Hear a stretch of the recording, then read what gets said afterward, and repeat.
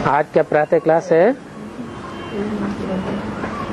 21 दिसंबर 1967।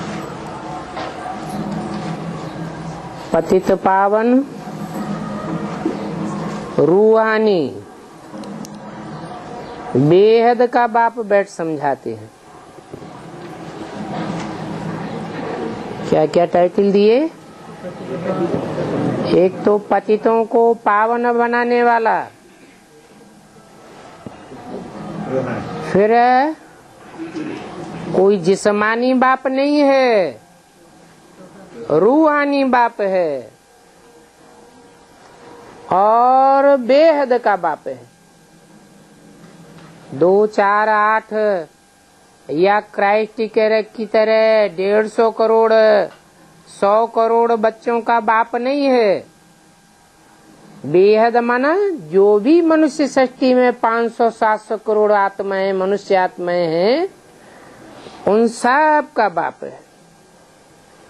बच्चे समझते हैं कि बेहद का बाप परमपिता निराकार ही कहेंगे।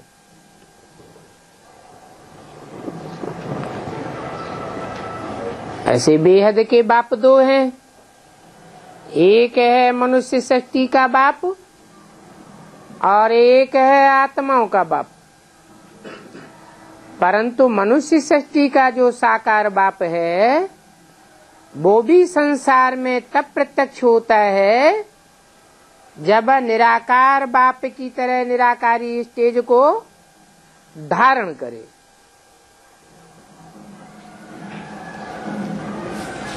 वो पावन ही है और एक को ही याद करते हैं।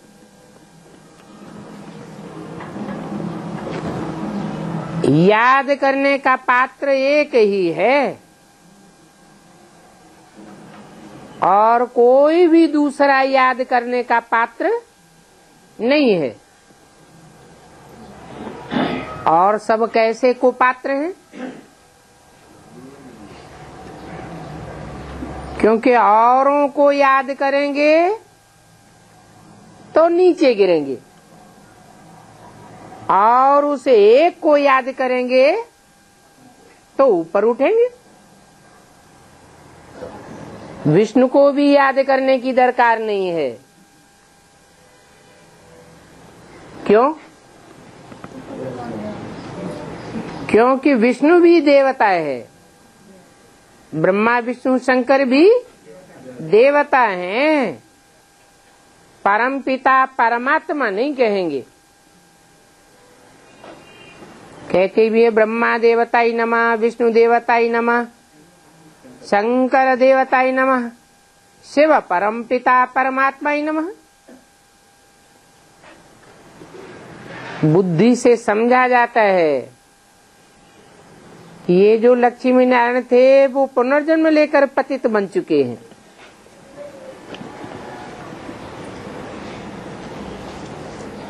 विष्णु ब्रह्मा सो विष्णु बनता है, फिर विष्णु से 5000 वर्ष के बाद पतित होकर फिर ब्रह्मा बनता है।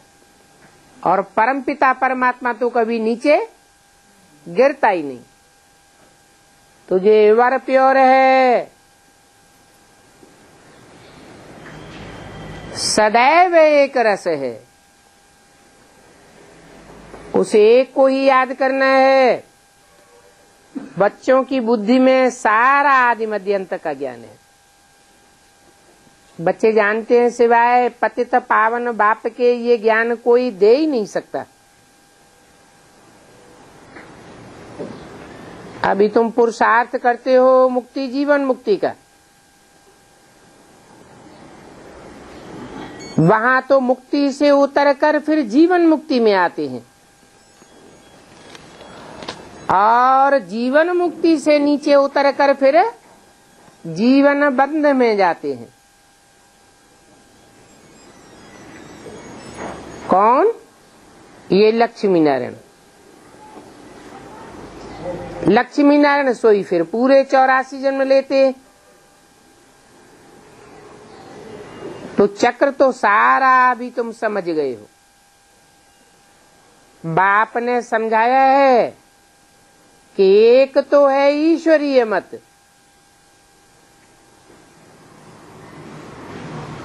और उसके अपोजिशन में है आसुरी मत। ईश्वरीय मत एक बाप ही देते हैं, बाकी सब की है को मत। और अभी इस दुनिया में देवताई मत तो कोई दे भी नहीं सकते, क्योंकि देवता कोई है ही नहीं। अभी देवता कोई नहीं है।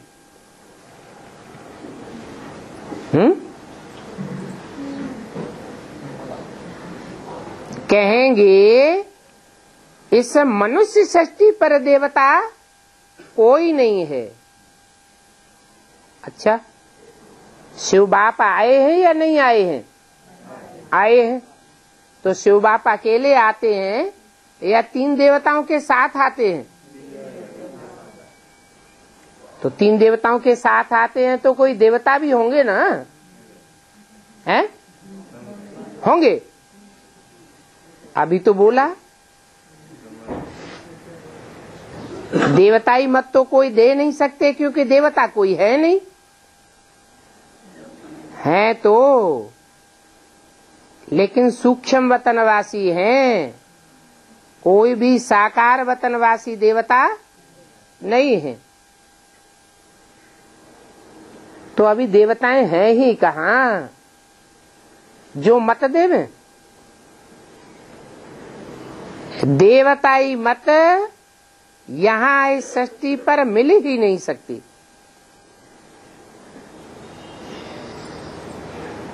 देवताओं के पांव इस पाप की दुनिया में पड़ ही नहीं सकते।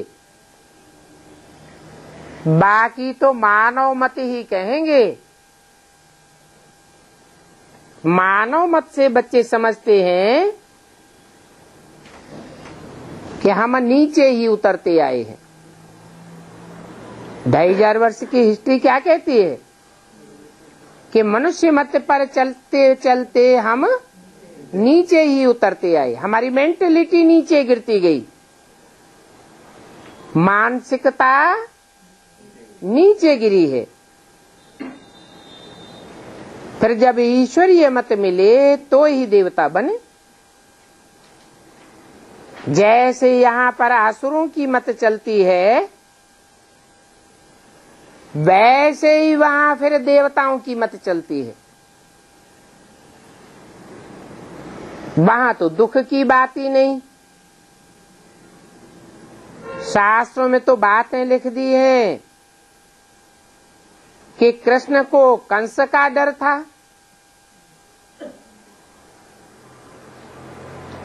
तो किसी और युग की बात है या संगम युग की बात है? संगम युग में है कोई कृष्ण के रूप में पार्ट बजाने वाली आत्मा, जिसको कंस से मारे जाने का डर है।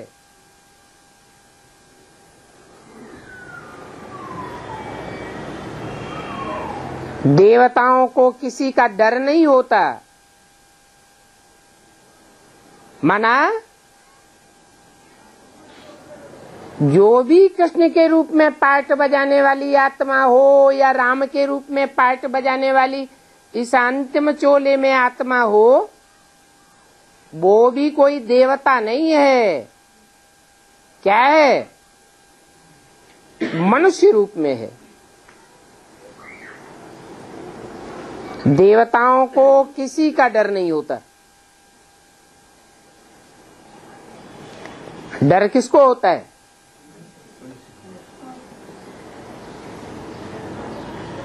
जो मन को चलाने वाला होता है, मन जिसका चंचल होता है, उसको डर होता है। देवताओं के मन में कोई चंचलता होती है क्या? कोई चंचलता नहीं होती। कि अंदर से ये इच्छा पैदा हो, इसकी ये चीज बहुत अच्छी है, हमें मिल जाए। ऐसा हमारे भी पास होता।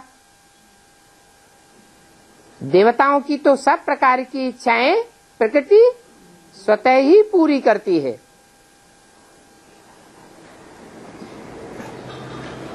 बाकी शास्त्रों में तो झूठी बातें हैं भक्ति मार्ग की, और भक्ति मार्ग में जो भी बातें हैं वो कहाँ की यादगार हैं? संगम युग की यादगार है। अभी तो तुम ज्ञान मार्ग में हो। ज्ञान मार्ग अर्थात जानकारी का मार्ग। तुम्हें जानकारी हुई है कि शास्त्रों में आटे में नमक मिसल सच्चाई है, और जो भी सच्चाई है वो इस संगम युग की है।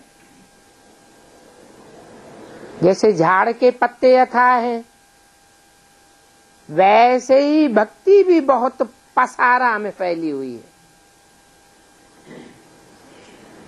ज्ञान तो बीज है, बाकी सब भक्ति का पसारा है। और बाप है ज्ञान का सागर। ज्ञान का बीज तो थोड़ा होता है, भक्ति तो कितनी अथाह है। अब तुम बच्चों को बीज रूप ज्ञान सागर ने ये ज्ञान दिया है, उन ज्ञान सागर बाप को याद तो सभी करते हैं। कहते हैं कि काश ईश्वर तुमको अच्छी मत देवे जो तुम सुधर जाओ। ईश्वर की मत से ऐसे लक्ष्मी नारायण सुधरे हैं ना, इन लक्ष्मी नारायण की कितनी महिमा है।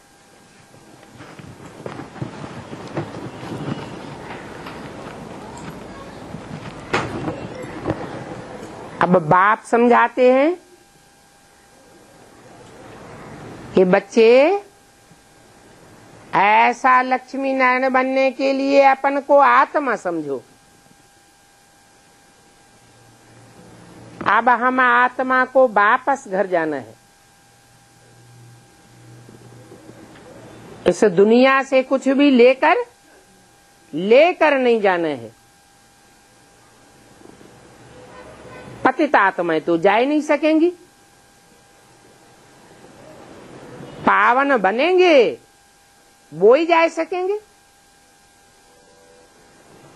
जितना जितना पतितपना रह जावेगा उतना सजा के भागीदार बन जावेंगे, और जितनी सजाएं खाएंगे उतना पद नीचा हो जाएगा, नंबर नीचे उतर जाएगा। पाप कहते हैं इस याद से ही तुम्हारे पाप कटेंगे, और दूसरा कोई उपाय नहीं है।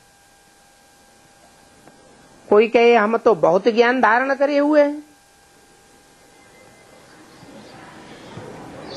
ज्ञान अलग चीज और याद अलग चीज। रावण में कितना ज्ञान था,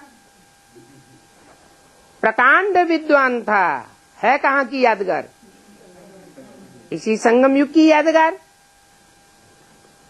परंतु रावण को जीवन मुक्ति का ज्ञान नहीं था। मुक्ति तो मिली, बाप कहते हैं मुक्ति तो मैं सबको देता हूं। जो भी 500-700 करोड़ मनुष्य आत्माएं हैं सबकी मुक्ति होती है। तो सब ज्ञानी होती है क्या? नहीं। ये शिक्षा आत्माओं को परमपिता बाप ही दे सकते हैं।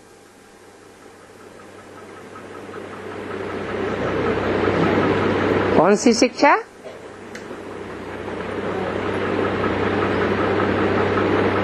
कि याद से तुम्हारे पाप कटते हैं।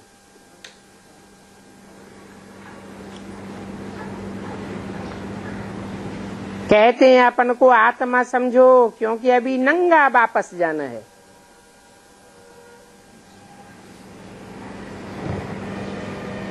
वहां देवताओं को ऐसे नहीं कहेंगे नंगे जाना है। क्यों है? देवताओं को तो कोई प्रकार का देहभान होता ही नहीं है।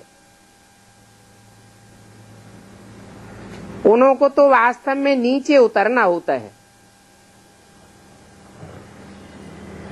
नीचे उतरने के लिए देहभान त्यागने की बात है ही नहीं। निराकारी लोक में जाने के लिए इस दुनिया में आत्मा ने आकर जो देहभान धारण किया है वो त्यागना पड़े। देवताओं को तो नीचे उतर करके भिन्न नाम रूप लेना ही लेना है, क्योंकि नाम बगैर तो कोई कारोबार चल ही नहीं सकता। अनेक आत्माएं अपने शरीर के साथ पार्ट बजाई रही है।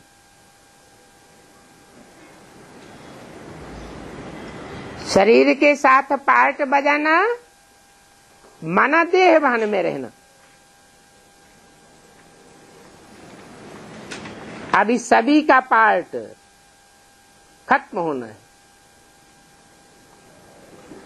पार्ट तो देह के द्वारा ही बजाया जाता है। सबको वापस जाना है। तो बाप राय बहुत अच्छी देते हैं। एक तो कहते हैं पवित्र रहो। पवित्र रहो अर्थात बुद्धि में क्या रहे? एक बाप दूसरा न कोई, क्योंकि एक बाप ही वर प्योर है और बाकी सब पतित हैं, सब नीचे गिरने वाले हैं। अगर कोई दूजम को याद किया तो नीचे जरूर गिरेंगे। तो एक तो पवित्र रहो। बाबा से पूछते हैं, बाबा बच्चे की शादी करावे? अरे बाबा तुमसे ही कहते हैं कि पवित्र रहो, बच्चे की शादी किस लिए करावेंगे? है? अरे बच्चे की शादी कराने का कोई मकसद होगा? क्या मकसद है? बच्चे की शादी कराना माना बच्चे की बुद्धि किसी देहधारी में हिल गाए देना। तो तुम खुद तो रहते हो पवित्र, पवित्र बनने का पुरुषार्थ करते हो और बच्चे को देहभान में लटकाना है। तो बाबा अभी करके डायरेक्शन नहीं देते हैं इस बात का कि बच्चे की शादी कराओ। बच्ची की शादी के लिए पूछे तो फिर भी परमिशन देते हैं कि बच्ची शादी कराना चाहती है, नहीं करेंगे तो तुम्हारा मुंह काला कर जाएगी, किसी के साथ भाग जाएगी, इसलिए परमिशन देते हैं। बाकी बच्चे की शादी करने की परमिशन नहीं देते हैं। समझते हैं कि बच्चा शादी करने के बाद चल नहीं सकेगा, चाहे कितना भी ज्ञान में चलने वाला हो।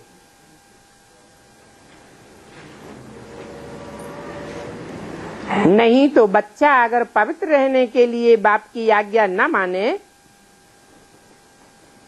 तो बाप कहते हैं वो बच्चा बच्चा नहीं है, परंतु इतनी ताकत नहीं है जो श्रीमत पर चले। न चलते हैं तो ना फरमान बरदार ठहरे। बाप का फरमान मानते नहीं है, गोया बाप की पहचान ही नहीं है। बाप तो कहेंगे उनको समझाओ कि तुम भी पवित्र बनो, एक बाप दूसरा न कोई।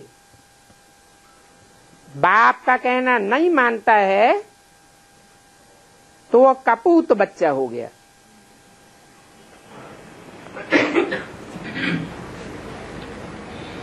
बाप देखते हैं इनमें इतनी ताकत नहीं है जो डायरेक्शन देवे। किनमें? जो बच्चे पूछते हैं कि बाबा हम बच्चे की शादी करावें, तो बाप समझ जाते हैं कि इनमें इतनी ताकत नहीं है जो बाप के डायरेक्शन पर चल सकें और बाप के डायरेक्शन पर चलकर बच्चे को डायरेक्शन देवें कि पवित्र रहो। बाबा देखते हैं ये ठहर नहीं सकेंगे, और खान पान के लिए तो बाबा समझाते ही हैं। इस खान पान का भी तो असर पड़ता ही है। यहाँ तो बाप की मत पर एक्यूरेट चलना पड़े। बहू के हाथ का भी खाना नहीं है।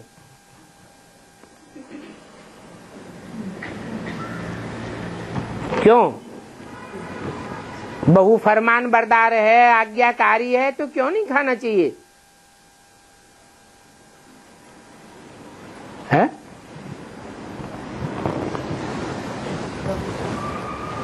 क्योंकि बहू किसकी बहू है? जिसकी बहू है वो कोई पुरुष ही है ना, और पुरुष सब दुर्योधन दुशासन है। इसलिए बाबा पहले से ही कह देते हैं कि अगर बच्चे की शादी कराई तो विघ्न बहुत पड़ेंगे।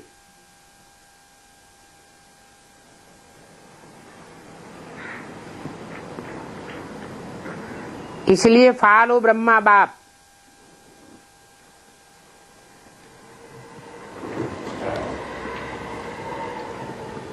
ब्रह्मा ने अपने बच्चों को अलग कर दिया।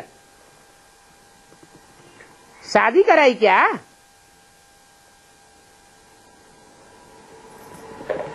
अगर बाप की बात न माने तो बहुत विघ्न पड़ेंगे।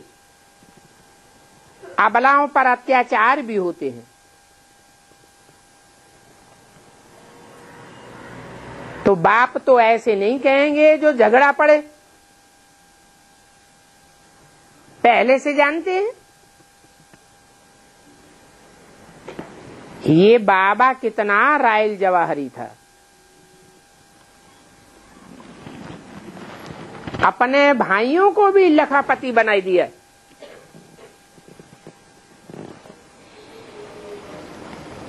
पहले तो गरीब थे, साहूकार लोग गरीब पर हाथ रख करके चढ़ाते हैं, तो इन्होंने भाइयों को भी चढ़ाया।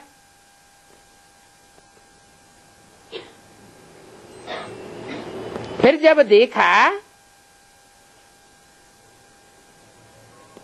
पवित्रता की बात की, तो वो भाई लोग भी कितना बिगड़ पड़े। चढ़ाया किसने? चढ़ाने वाले की भी बात नहीं मानी। बड़ा भारी हंगामा हो गया। ये तो डरा नहीं, क्योंकि बाप की प्रवेशता थी ना। बाप की डायरेक्शन मिलती है तो श्रीमत पर चलना पड़े।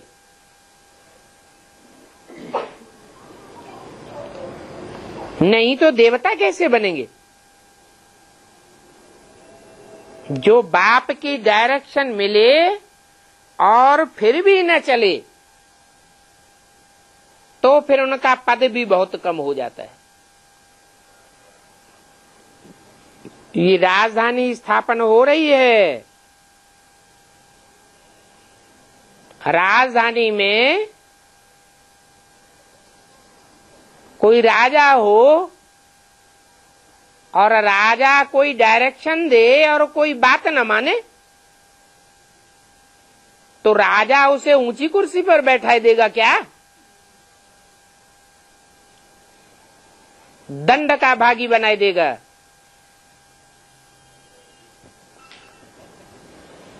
सभी तो डायरेक्शन पर चल न सके। जो नहीं चलते हैं उनको वफादार, आज्ञाकारी, फरमान बरदार नहीं कह सकेंगे। ईश्वरीय मत पर तो पूरा चलना पड़े ना।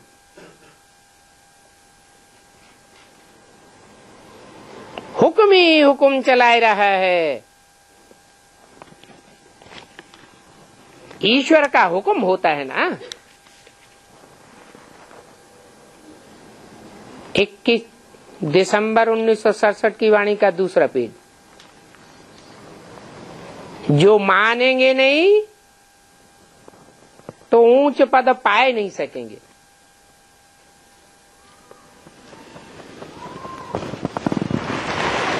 बाकी थोड़ा ज्ञान लिया है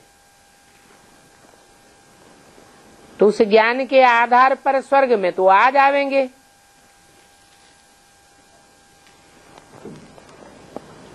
बस इतने में ही खुश हो जाते हैं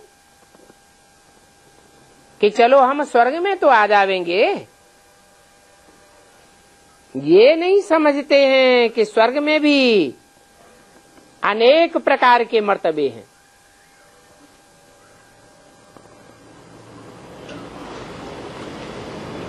बाप जानते हैं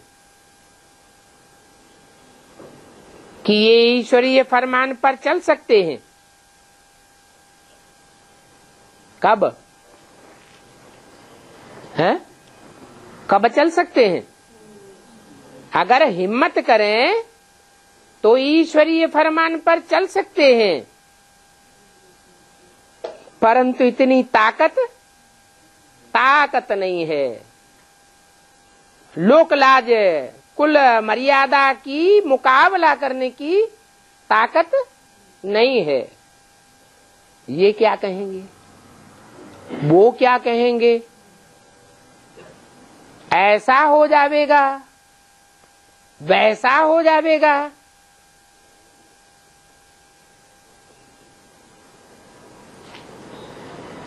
बाप की मत पर चलने की ताकत नहीं है तो जरूर पद भी ऐसा पावेंगे। स्वर्ग की स्थापना तो एक बाप ही करते हैं ना।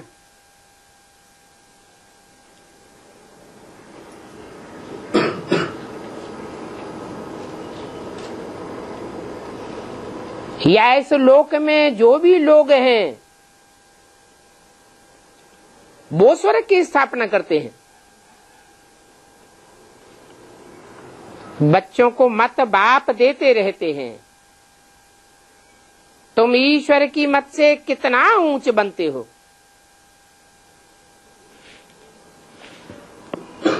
ईश्वर की गत मत न्यारी है। किसके मुकाबले?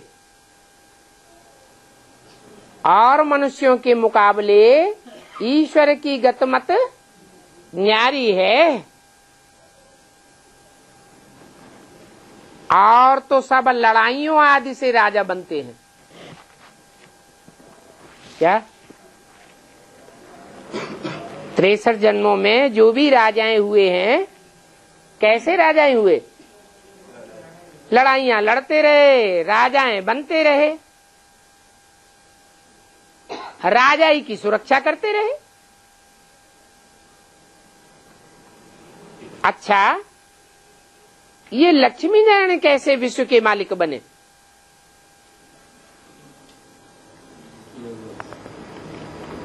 जो इनकी कोई भी ग्लानि नहीं करते। कोई करते हैं?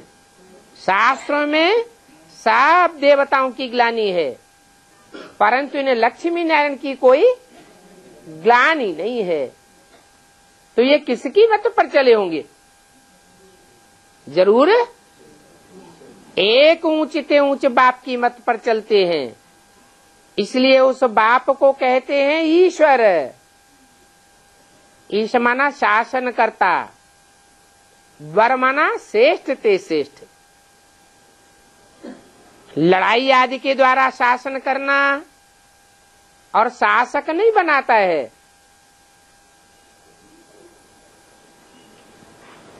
तो ये बड़ी समझने की बातें हैं। भक्त तो सत्यनारायण की कथा सुन लेते हैं, समझते तो कुछ भी नहीं है कि सत्य क्या होता है, असत्य क्या होता है।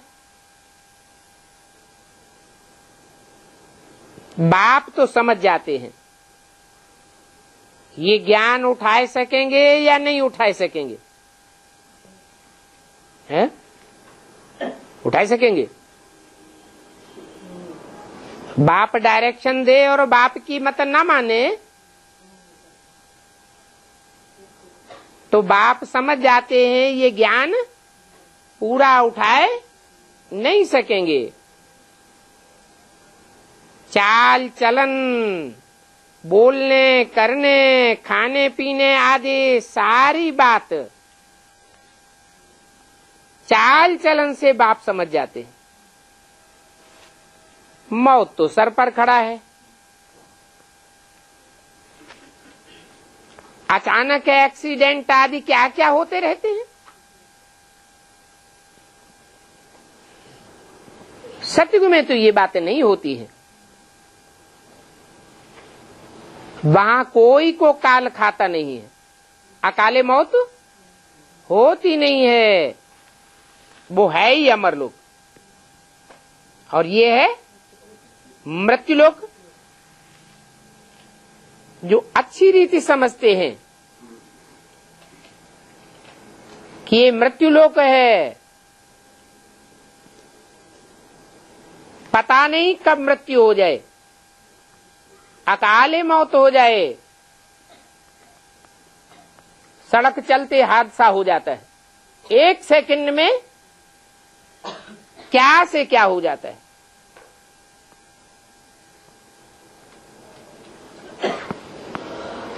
जो अच्छी रीति समझते हैं वो तो झट पुरुषार्थ करते हैं, समझते हैं कि कहां बाप की अवज्ञा न हो जाए।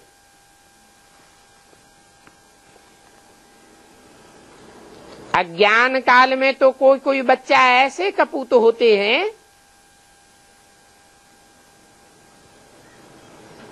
जो बाप को भी चमाट लगाए देते हैं।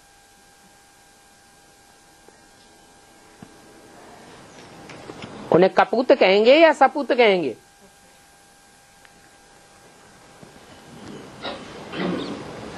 अरे चमाट लगाने की बात छोड़ो, शूट भी कर देते हैं,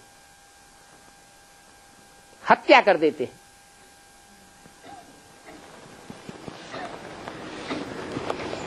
वहां नई दुनिया में तो ऐसी बातें होती नहीं है।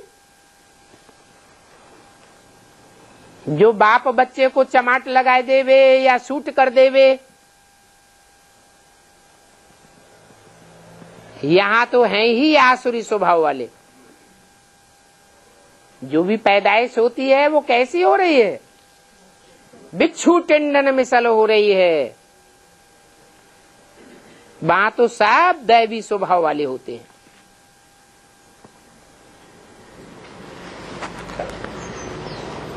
पारलौकिक बाप के बन गए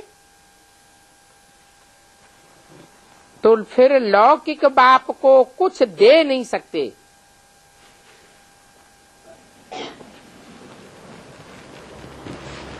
क्या कहा?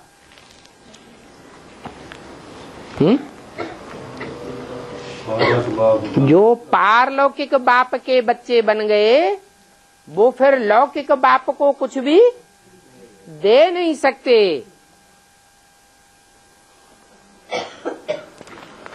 शादी कराने का भी असर तो पड़ जाता है ना, क्योंकि हाथ डालते हैं। वो काम चिच्छा पर बैठ आदि मध्य अंत दुख पावेंगे।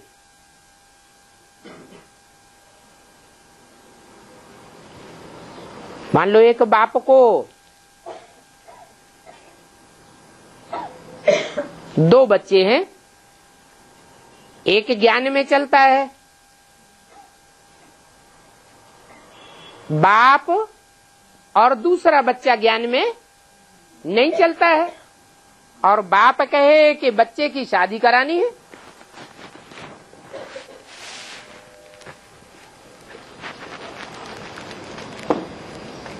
तो कुछ न कुछ सहयोग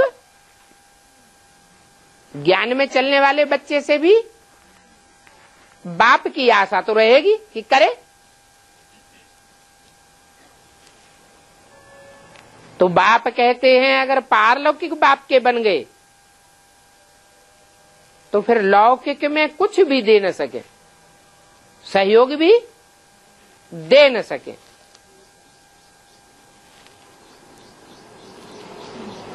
शादी आदि कराते हैं, शादी आदि कराने में सहयोग का हाथ डालते हैं तो भी असर पड़ जाता है। ये जानते हुए भी कि ये काम चिच्छा पर बैठ आदि मध्यंत दुख पावेंगे। दुख पावेंगे या सुख पावेंगे? दुख पावेंगे। फिर माँ बाप दोनों फंस पड़ते हैं।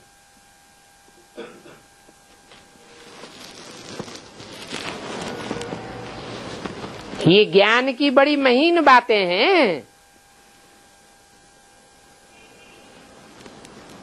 थोड़े में ही नहीं खुश हो जाना है।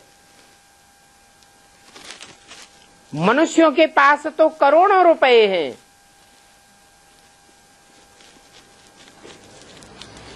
तो समझते हैं समाज में मान मर्यादा लेने के लिए, लौकिक मान मर्तबा लेने के लिए क्यों न शादी में पैसे लगाए दें। कोई पद्मा पदमपति भी है, बाप कहते हैं वो सब अल्पकाल का है और तुम तो 21 जन्म के लिए पदमपति बनते हो। कब? संबंधियों आदि की शादी में हाथ डालने से। तुम पद्मा पदमपति 21 जन्म के लिए तब बनते हो कि तुम्हारे पास जो भी है तन मन धन की ताकत, संबंधियों की ताकत, वो सब ईश्वरीय सेवा में लगाते हो। तो समझो वो पद्मा पदमपति करोड़पति हैं, वो तो आज हैं और कल अचानक मर जाते हैं तो फिर क्या होगा? बहुत बहुत ऐसे हैं जो शेख चिल्लियों जैसे अपने मंसूबे बनाते रहते हैं, प्लानिंग करते रहते हैं। बड़ी बड़ी फैक्ट्री, जाने क्या क्या बनाते रहते हैं। जब भंभोर को आग लगेगी तो इनके हार्ट फेल होने लगेंगे, अचानक मर जाएंगे। फिर क्या होगा? फिर तो कुछ भी नहीं होगा, कोई कमाई नहीं कर सकेंगे। इसके लिए सन्यासी कहते हैं काग विष्टा समान सुख है। उन्हों को स्वर्ग के सुखों का पता ही नहीं है। कि स्वर्ग के सुख एक जन्म के लिए नहीं होते या अल्पकाल के लिए नहीं होते, 21 जन्मों तक, पूरा 2 युगों तक, 2500 साल तक स्वर्ग के सुख चलते हैं।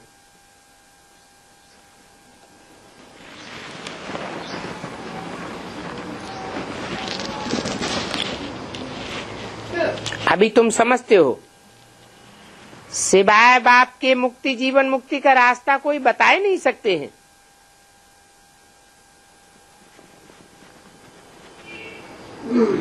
सिर्फ सीढ़ी के चित्र पर भी अगर कोई समझ जाए तो अहो सौभाग्य।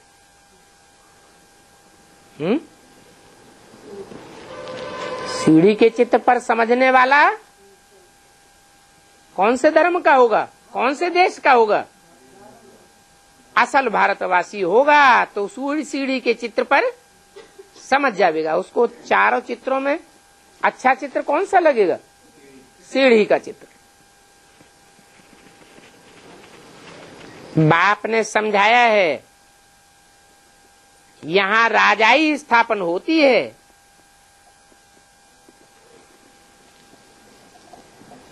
बाप आकर राजाओं के राज्य की स्थापना करते हैं। और कली की दुनिया में, सारी दुनिया में क्या स्थापन हो जाता है? प्रजा के ऊपर प्रजा का राज्य स्थापन हो जाता है। बाप आकर के राजा ही स्थापन करते हैं और राजाएं भी नंबरवार उतरते जावेंगे। कहां? बाप आकर जो राजाई स्थापन करते हैं, उस राजाई में भी जो भी पीढ़ी दर पीढ़ी राजाएं आने वाले होंगे, वो सब नीचे उतरते जावेंगे। ऐसे नहीं कि बाद में आने वाला कोई राजा पहले वाले राजाए से ऊंच पद पाने वाला होगा। नंबरवार उतरते जावेंगे। थोड़ी देर से आने से ही दुनिया कुछ तो पुरानी होगी ना। तो पुरानी दुनिया में आने वाले ऊंच पद पाने वाले होंगे या नीच पद पाने वाले होंगे? नीचे उतरने वाले ही होंगे। मकान पुराना होता है तो उसकी मरम्मत करानी पड़ती है। मकान की कीमत घट जाती है कि बढ़ जाती है? घट जाती है। बच्चे समझते हैं। अभी हम तो नई दुनिया में जावेंगे। हम जिस नई दुनिया में जाते हैं वो तो थोड़ी भी पुरानी होगी कि नहीं होगी? है? थोड़ी भी दुनिया पुरानी नहीं होगी, परसेंटेज में भी पुरानी नहीं होगी। हम 100% नई दुनिया में जाते हैं। नई दुनिया सतयुग को कहा जाता है।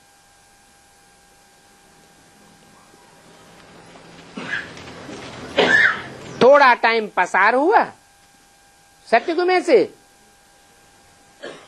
तो कहेंगे थोड़ी कला भी उतर गई।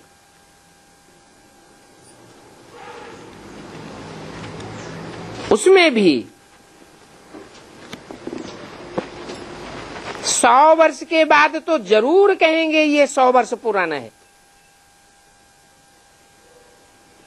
लाइफ का तो टाइम लेना चाहिए ना।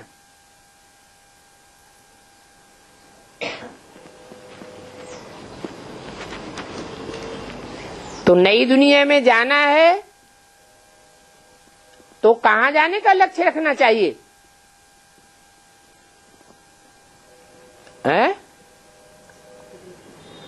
सतयुग त्रेता नई दुनिया है ना। तो नई दुनिया में कहां पर जाने का लक्ष्य रखना चाहिए? सतयुग मध्य में, अंत में, त्रेता आदि में, त्रेता अंत में कहां जाने का लक्ष्य रखना चाहिए? एकदम सतयुग आदि में जाने का लक्ष्य रखना चाहिए। इसके लिए पूरा पुरुषार्थ करना चाहिए।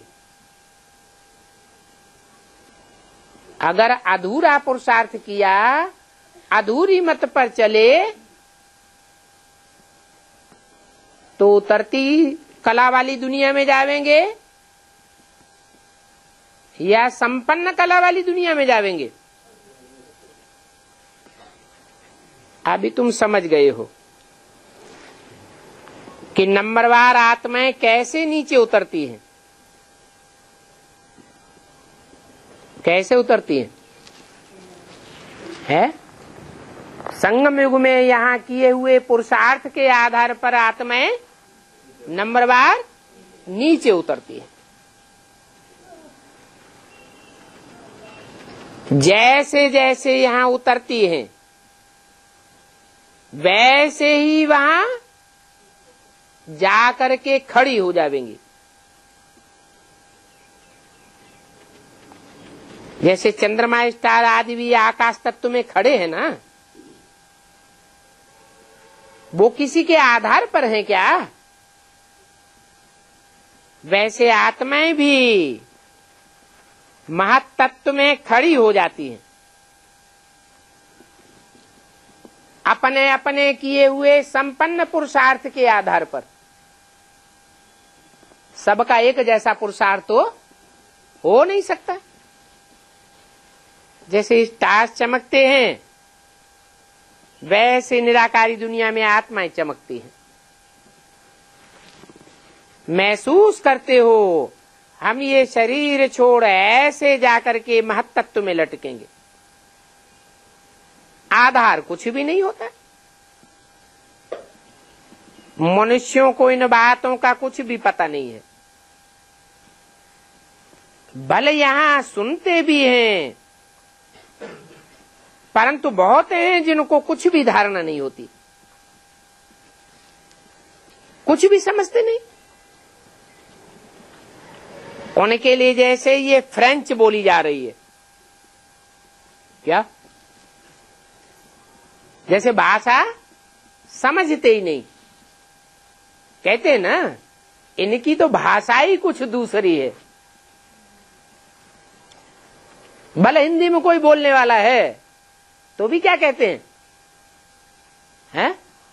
इनकी तो भाषा ही बदल गई, माने बात समझ में नहीं आती।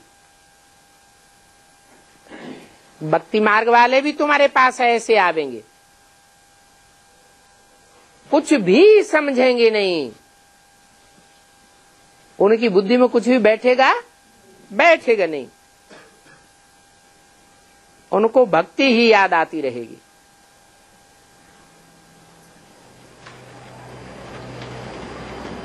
क्योंकि 63 जन्म वो भक्ति के भवके में लटके रहे हैं,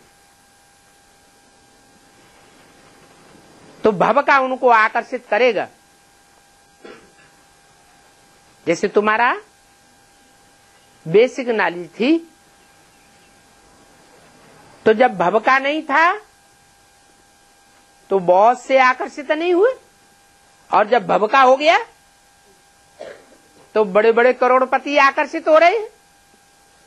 ऐसे ही एडवांस नॉलेज में शुरू में कोई आकर्षित नहीं हुए करोड़पति, और जब भवका बढ़ेगा तो ढेर आकर्षित होने लगेंगे। परंतु उस समय ज्ञान विस्तार को पावेगा या सार में रहेगा? हर सार तो तुमने लिया। जब ज्ञान सतो प्रधान था तो सार में था, और जैसे जैसे टाइम बीतता जाता है ज्ञान भी सतो प्रधान से सतो रजो तमो में बढ़ता जाता है, तो वो भी विस्तार में जा रहा है। तो इतना विस्तार, इतनी ज्ञान की गहराई तो नई आने वाली आत्माएं समझ नहीं सकेंगी। उनको भवका ही अच्छा लगेगा। इस ज्ञान में तो शांत रहना पड़ता है, सिर्फ अपने बाप को याद करना है, स्वधर्म में टिकना है,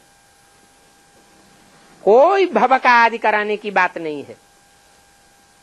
आत्मा का स्वधर्म है ही शांत। अब शांति धाम तो वह ठहरा ना, कौन सा? वह माने मन। वह क्यों कह दिया? ये तो अशांति की दुनिया है। यहां शांति धाम कहां से आया? माना पुरुषार्थियों की जो ऊंची स्टेज है, ऊंचे स्टेज के पुरुषार्थियों का जो संगठन है, वो शांति धाम बनाएगा, या नीची स्टेज के पुरुषार्थियों का संगठन शांति धाम बनाएगा?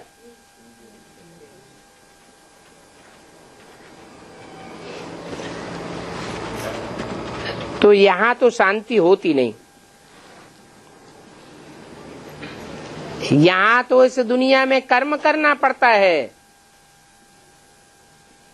सत्युग में तुम्हारा विकर्म नहीं बनता।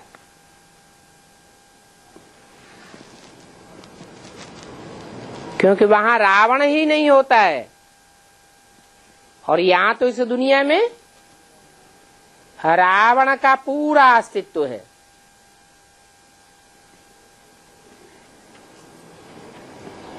वहां देह अभिमान होता ही नहीं। यहां तो देह अभिमानी आकर के कैसे उल्टे सुलटे काम करते रहते हैं। तो ये नॉलेज है, इसमें एक तो पवित्र भी रहना पड़े,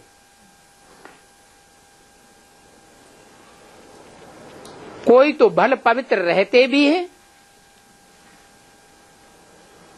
पवित्र तो रहते हैं,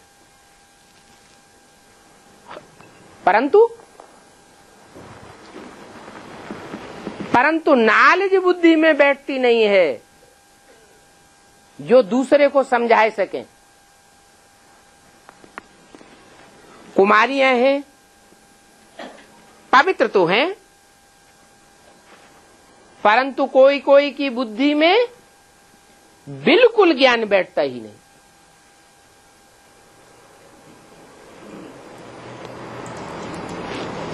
ये क्या बात हुई है? इस जन्म में कोई कुमारी पवित्र है, कोई के संग के रंग में नहीं आई है, तो उसकी बुद्धि में ज्ञान बैठना चाहिए ना। क्यों नहीं बिल्कुल बैठता?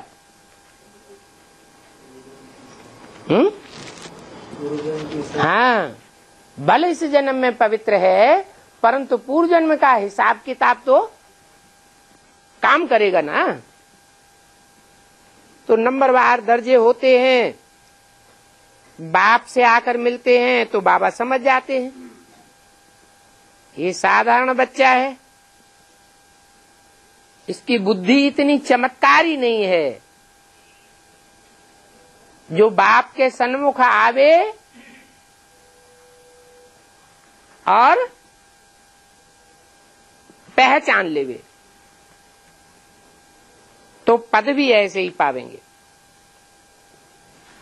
बाप कहते हैं कोई भी अपवित्र काम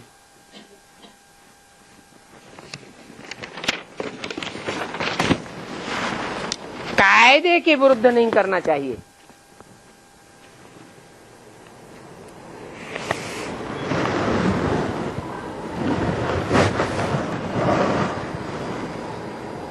इक्कीस दिसंबर 1967 की वाणी का 3रा पेज।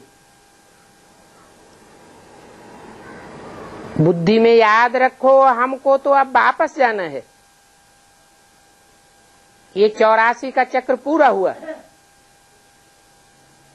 ये दुनिया भी पुरानी हो गई और ये शरीर भी पुराना है। हम आत्मा जैसे नंगे आए थे वैसे ही अब नंगे जाना है।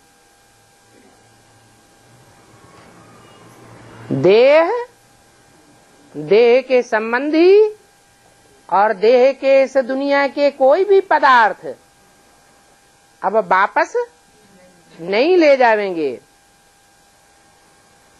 सिर्फ योग बल से पवित्र बनना है। कोई भी साधन अंत में काम नहीं आवेंगे। पवित्र नहीं बनेंगे तो अंजाम क्या होगा? हैं? पदभ्रष्ट हो जाएगा, क्योंकि जितनी सजा खावेंगे उतना पद नीचा हो जाएगा। इस समय सबकी वानप्रस्थ अवस्था है। वानप्रस्थ अवस्था सबकी है।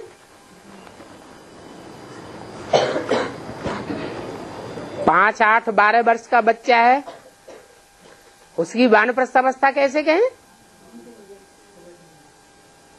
क्योंकि सबके 84 जन्म का हिसाब किताब अब पूरा होने का टाइम आ गया। भक्ति मार्ग में पुरुषार्थ करने वाले जीवन मुक्ति जा ही नहीं सकते। क्या जीवन मुक्ति में कौन जावेंगे? जिनके संस्कार अभी भी भक्ति मार्ग के होंगे। भक्ति मार्ग के कोई भी संस्कार रह जावेंगे तो जो नई दुनिया में जीवन मुक्ति में जाना है वो आस पूरी नहीं हो सकेगी। क्या बोला? भक्ति के संस्कार रह जावेंगे तो शरीर छोड़ना पड़ेगा, और शरीर छोड़ दिया फिर राधा कृष्ण जैसी आत्माओं की तरह नई दुनिया में जाके जन्म लिया तो उतरती कला वाली दुनिया में जावेंगे या चढ़ती कला वाली दुनिया में जावेंगे? उतरती कला वाली दुनिया में जावेंगे।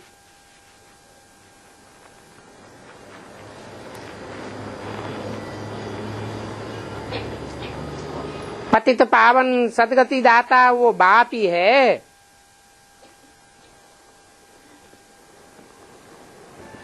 ये दुनिया तो अभी रौरव नरक है। बच्चे को शादी करवाना माना रौरव नरक में ढकेलना।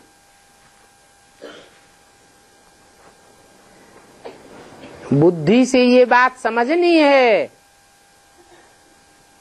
कि बच्चे को रौरव नरक में ढकेलने में मैं मदद करता हूं।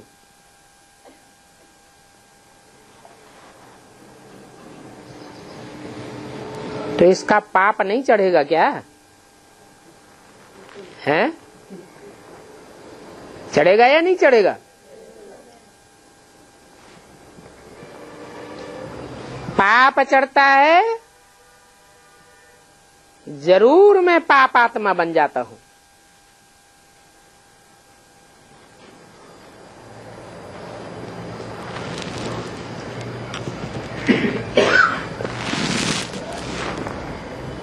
बुद्धि में ये सब बातें धारण करनी चाहिए। मुरली में खबरदार रहने की तो सब बातें आती है ना। कोई पाप किया तो 100 गुना हो जाता है। ज्ञान में आकर कोई ऐसा पाप करे बच्चे को खुश करने का तो उस पर भी दोष आ जाता है।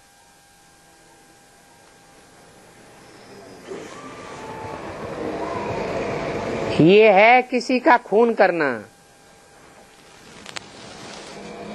बुद्धि में नहीं आता है, काम कटारी से तो 1-2 का खून कर डालेंगे। और ये बात धारण करने में बहुत सहन भी करना पड़ता है। बच्चा शादी कराना चाहता है, माँ बाप ज्ञान में चलते हैं, शादी करने के लिए इनकार करते हैं तो बच्चा कामेशु क्रोधेशु हो जाएगा।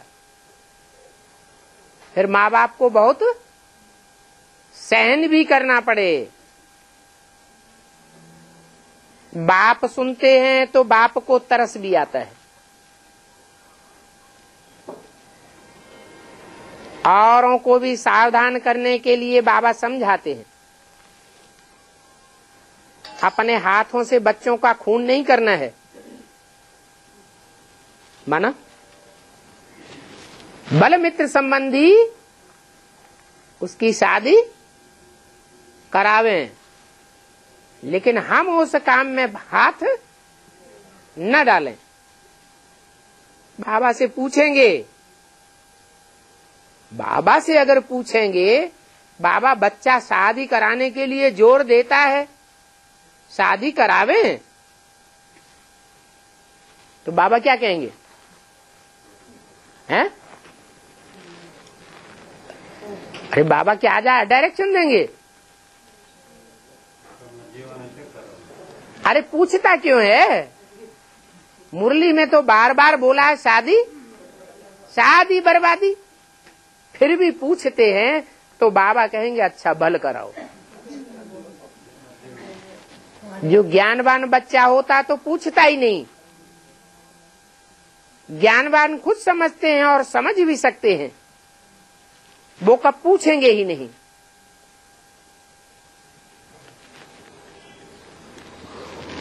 बच्चियों की तो शादी करानी ही है।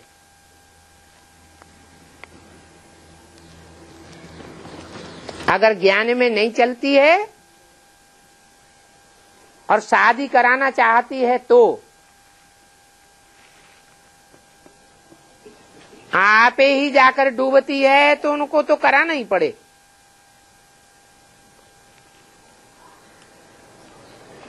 और बच्चा तो भल खराब हो जाए। ये क्या बात हुई है? ऐसे दुनिया में जैसे पार्शलिटी वाली बातें होती हैं, वैसी बात हो गई। बच्चे की शादी करानी है, अगर करना चाहती है और बच्चा भल डूब जाए, काला मुंह करे जाके,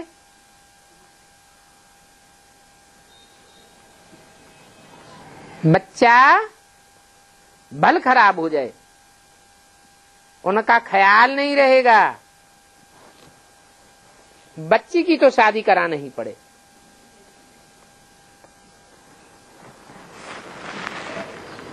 मंजिल बड़ी भारी है।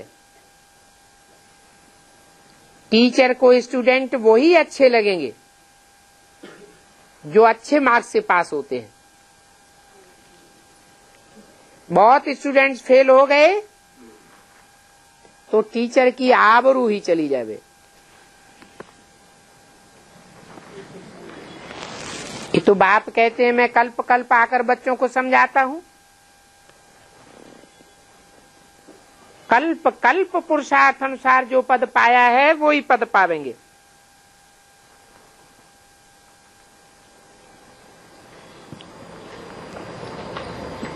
बाप समझाए देते हैं कोई भी पाप नहीं करो, नहीं तो दंड चढ़ता ही रहेगा। बहुत भारी मंजिल है। बहुत हैं जो कुछ बातें समझते ही नहीं है, जैसे पिंजरे में आकर फंस गए हैं।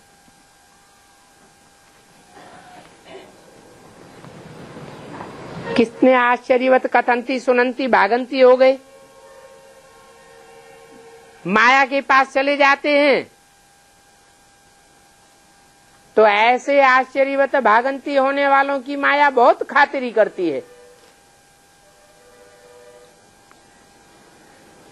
जैसे हिंदू से क्रिश्चियन बनते हैं तो हिंदू से क्रिश्चियन बनने वालों की क्रिश्चियन कितनी खातिरी करते हैं, करते हैं या नहीं? ये भी माया के बनते हैं तो माया बहुत सुख देती है। माया भी कोई कम थोड़े ही है। बड़ी शक्तिवान है। बाप को ऑलमाइटी कहते हैं, परंतु माया भी ऑलमाइटी है। एकदम रौरव नरक में ढकेल देती है। तो देखो माया भी कम शक्तिवान नहीं है।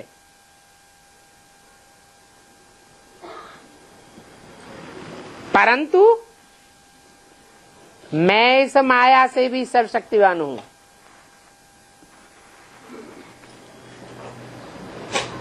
वह मेरे से शक्तिवान हो जाती है।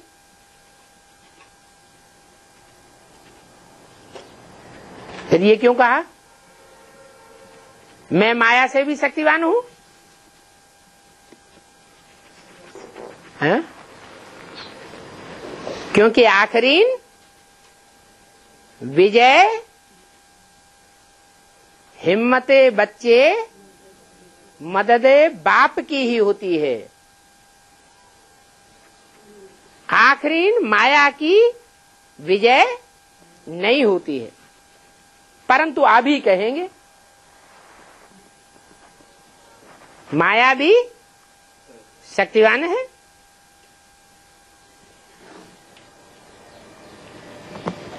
माया की तरफ जाने से वह जैसे रावण धर्म के बन जाते हैं।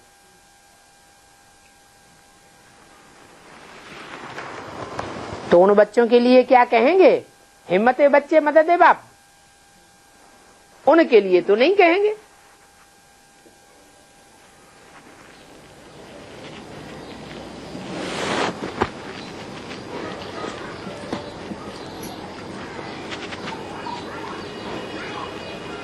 तुम इस भारतवर्ष में कितना सुख उठाते हो,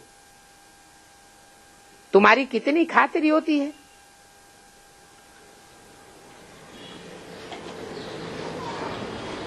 बाप समझाते हैं रावण की चक्करी में नहीं आ जाना। वो भी खातिरी करते हैं।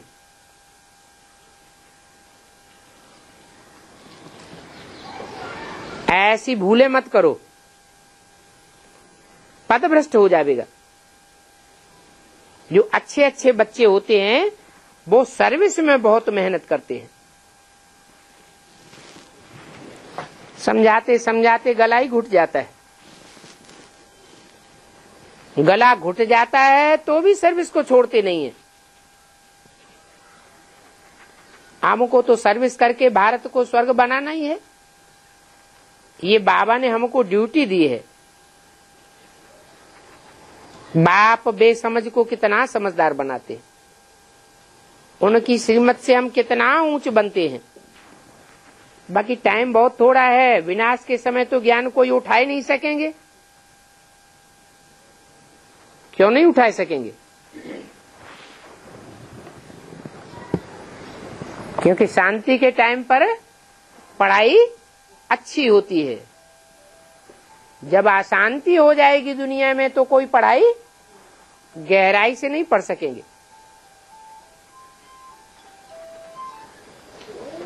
कोई तो बहुत मुझ पड़ते हैं। जो पक्के होते हैं उनके लिए मरुआ मौत मलू का शिकार। जो सर्वसेवुल बच्चे होते हैं वो ही याद को पढ़ते, वो ही बाप को याद पढ़ते हैं। जो बच्चे बहुतों को आप समान बनाते हैं उनको ही अंत में अतीन्द्रिय सुख रहता है।